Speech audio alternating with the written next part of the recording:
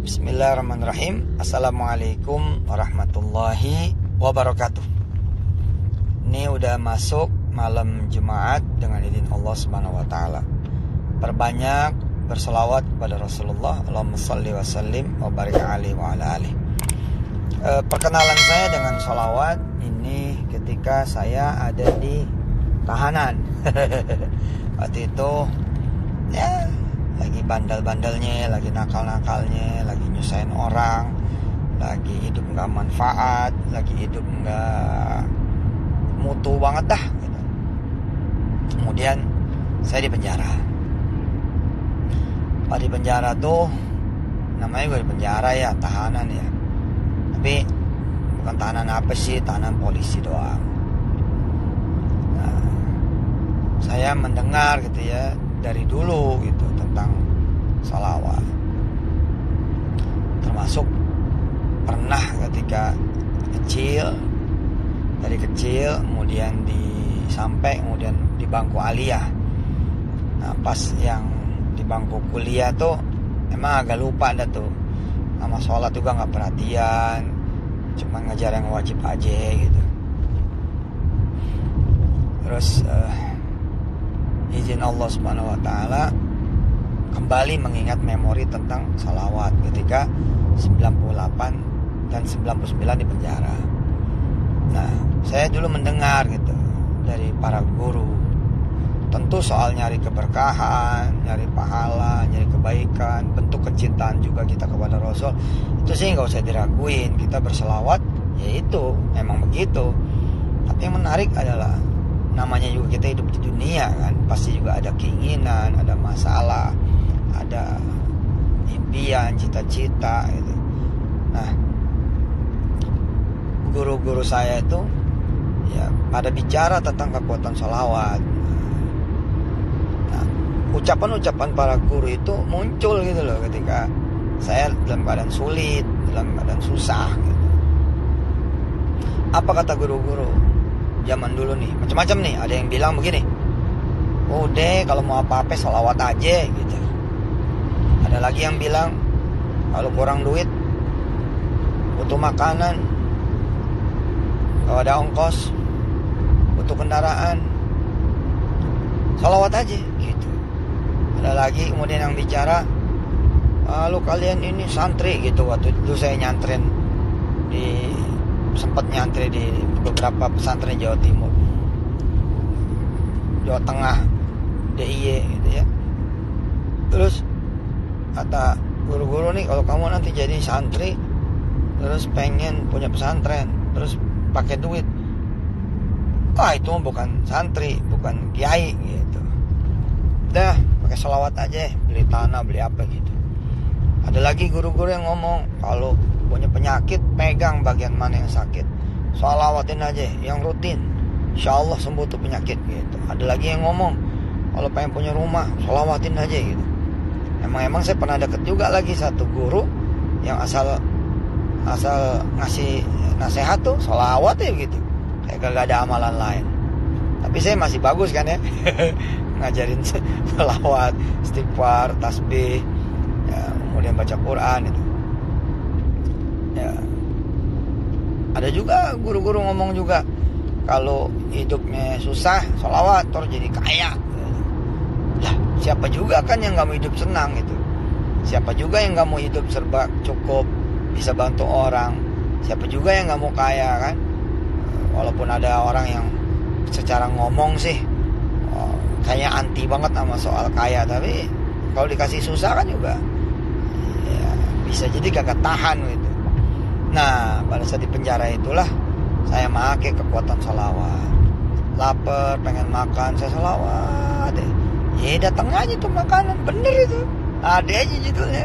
Terus saya bilang saya di penjara tapi pengen megang duit, gimana caranya ya gitu kan. Kita suka beli gorengan tuh dari balik tembok ntar pakai apa gitu, ntar lempar lah dari depan, dikasih galah, terus kita digendong sama teman sekamar, terus ngambil dari lubang angin di atas gitu. Nah, praktek selawat Kenapa jadi yakin? Karena emang saat itu susah gitu, banyak kesulitan gitu. Jadi begitu baca sholawat terus deng deng deng deng gitu, kebuka kayak demen gitu. Jadi oh benar nih gitu, oh benar nih sholawat top banget nih sholawat gitu. Nah terus saya jajal tuh buka pintu tahanan, buka pintu penjara, menyelesaikan masalah sama sholawat. Saya hajar tuh 4.444 kali gitu. Ya ada orang sih yang ngomong, siapa yang nyuruh tuh baca 100 sih, kagak ada yang nyuruh, apalagi 1.000, apalagi 444 kali gitu. Ya nggak tahu ya, kalau buat saya kan disuruhnya kan baca sebanyak-banyaknya ya kan, disuruh baca itu sebanyak-banyaknya gitu. Nah ketika baca sebanyak-banyaknya itu kan memang beda persepsi gitu kan. Nah kalau baca 10 kan berarti belum baca sebanyak-banyaknya gitu. Kalau baca 100 ya ukuran kita lagi susah kok. Kan saya udah bilang kalau lagi susah lipet-lipetin bacaannya, didouble-doublein jumlahnya gitu. Ya udah saya baca tuh 4.444 kali, 2,5 jam sampai 3 jam. Dulu nggak punya tasbih, pakai kertas. Jadi satu lintingan kertas itu isinya 100, jadi 44 lintingan kertas. Zaman itu tuh bener loh, kebuka tuh pintu penjara. Saya sejak baca sholawat tidak tidur di dalam sel, tapi tidurnya di ruangan Kapolsek. Keren banget dah. Makan juga puas gitu, karena disuruh beli ini beli itu. Walaupun saya jadi pembantu ya gitu, ya, maksudnya ya nyuci mobil, nyuci motor, ya nggak apa-apa daripada di dalam kan gitu. Wah sholawat top banget ya, top banget. Udah dah, habis itu saya pakai bot ini bot itu macam-macam, sampai kemudian saya kampanye tentang sholawat. Ayo kita bersolawat supaya hidup jadi mudah. Ada teman-teman saya yang non muslim ya, ada yang turunan Cina ya, kemudian juga ya non muslim lah, tapi pernah testimoni tuh kan ikutin nete deh, ikutin ustad nih, saya baca sholawat, oh iya loh tembus loh gitu kata. Iya mungkin lah. Kita kan kalau urusan susah-susah nih di Indonesia lah ya, di sehari-hari kita nih, terus kita bilang kan, bang ada salam bang gitu. Dari siapa? Mohon kayak kagak apa namanya, hormat gitu ya, kayak kagak ada moodnya gitu. Terus tapi kita nyebut nama orang yang dia itu cinta, kita nyebut nama orang yang dia itu punya utang budi ya. Kita nyebut nama orang yang dia itu hormat. Dari Pak Anu bang, loh kamu kenal sama dia? Kenal lah bang, saya pernah begini. Hai sini urusan ente beres dah gitu. Nah, coba itu kan namanya apa ya, nyebut nama orang yang bukan orang suci gitu kan, bukan kekasihnya Allah, belum tentu kekasihnya Allah, bukan bukan orang istimewa dan bukan utusan Allah. Nah ini kan, kalau kita bersalawat kan kita nyebut nama Rasul, itu yang bikin istimewa itu. Jadi sebelum kita ngucap pengen apa gitu ya kita ngomongnya sama Allah gitu, tapi lewat baca sholawat. Wah itu kabul banget ya. Salawatnya saya salawat biasa aja, bukan salawat naria juga, bukan salawat fatih juga, bukan salawat munjiat, salawat biasa. Allahumma sholli wa sallim wa barik ala sayyidina Muhammad wa alihi gitu ya. Baca bareng, Allahumma sholli wa sallim wa barik ala sayyidina Muhammadin wa alihi. Nah itu doang ya. Ada kalau lagi capek sallallahu ala Muhammad aja nggak apa-apa gitu. Nah, dengan kita nyebut nama Rasul, emang udah urusan lancar aja begitu. Aja begitu. Serius ini. Ini cerita istri saya nih. Tapi jangan ditiru. Cerita istri saya. Dan juga cerita beberapa orang gitu. Ketika dia di stop polisi, ya, karena salah jalan atau apa, tapi jadi tiru ya. Teman-teman polisi kalau ada yang pakai cara ini, tetap tangkap aja. Tilang aja. Nah, begitu ditilang, buka kaca gitu, terus ngomong tuh, saya lagi buru-buru pak, mau kemana? Mau jemput Ustadz Yusuf Mansur gitu. Oh, kamu memang kenal sama Ustadz Yusuf Mansur? Ya, kenal pak, ini mau jemput. Mau ketemu, jalan-jalan. Nah coba, itu nyebut nama yang bukan kasih Allah, bukan Rasul, bukan Nabi, tapi udah lempeng gitu. Mana coba? Top kan? Kadang-kadang kita cuma megang kartu nama siapa gitu loh, urusnya dilancar, betul nggak? Kita punya cap, apa gitu. Jadi ya, buat teman-teman gitu ya, ayolah, salawat lah. Yang masih ngekos, yang masih ngontrak, ya nggak?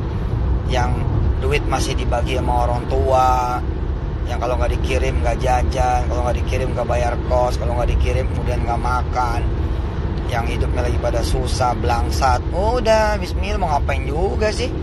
Minimal kan ketika kita bersolawat kita nggak ngeluh gitu kan, nggak sempet kita ngeluh karena kita habis sama solawat. Nah, dalam satu riwayat yang panjang sekali, ada sahabat ya, yang bertanya kepada Rasulullah, Allahumma shalli wa sallim wa barik alaihi wa alihi, bagaimana kalau dia berselawat sama Rasulullah itu, buat Rasulullah itu sepertiga gitu. Terus kata Rasulullah, ya nambahin lebih bagus. Ya itu kalau gitu setengah, nambahin lebih bagus. Maksudnya dari 24 jam yang dia punya gitu kan. Ya udah kalau gitu gini deh, aku nggak minta, langsung sholawat aja terus gitu. Jadi semua buat engkau ya Rasulullah. Jadi doanya nggak ada buat dia, buat Rasul. Kan sholawat itu doa kan, mendoakan Rasul kan. Ya Allah, berikanlah sholawat pada Rasul, salam dan keberkahan kepada Rasul. Nah dia itu nggak minta gitu loh, buat Rasul aja semua, total buat Rasul. Beda sama kita kan, kalau kita baca sholawat nih sekali kan, tapi doanya panjang gitu. Bener gak?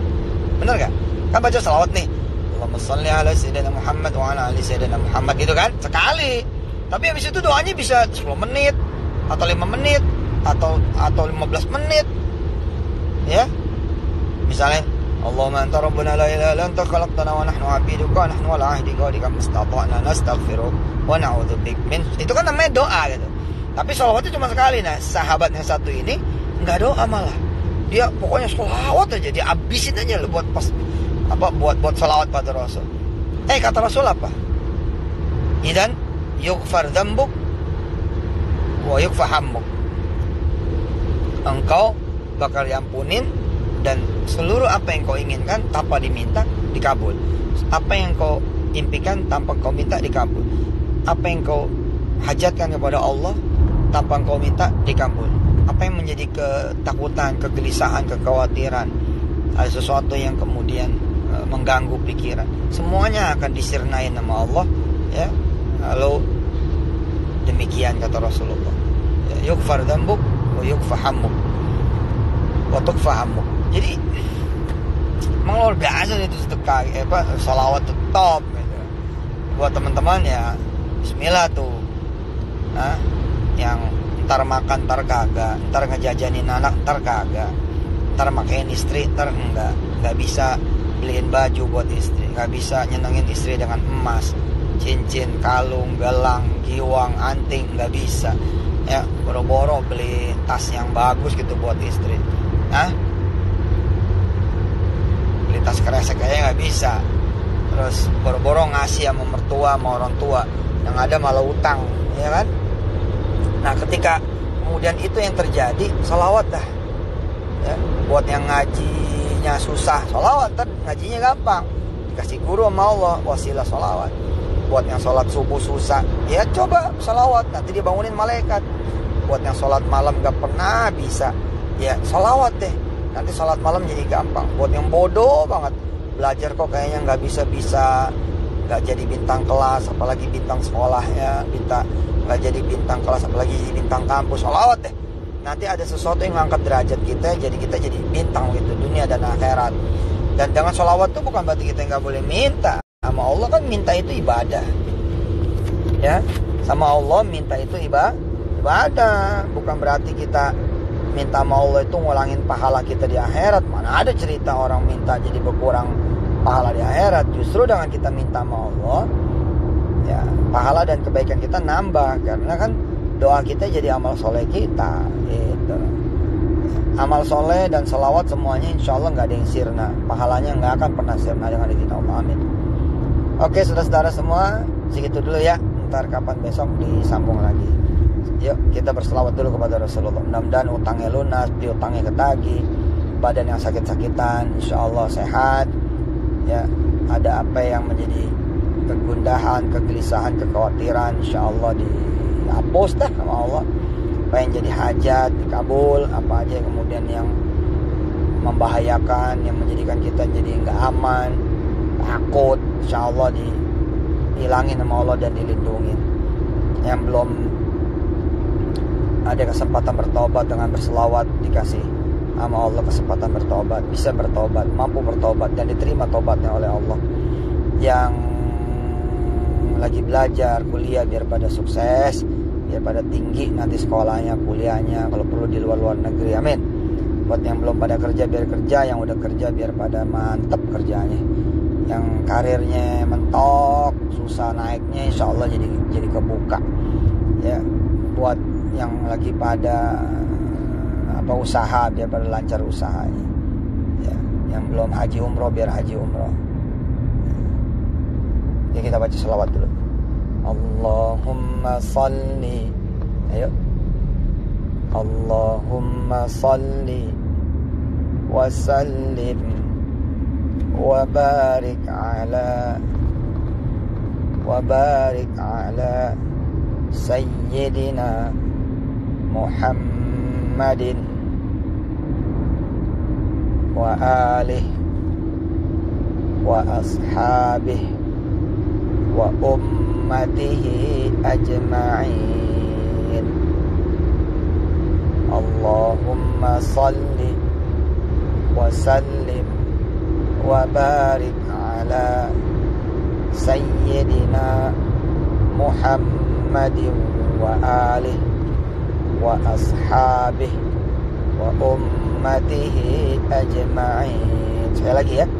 Allahumma salli wa sallim wa barik ala sayyidina Muhammadin wa alihi wa ashabihi wa ummatihi ajma'in.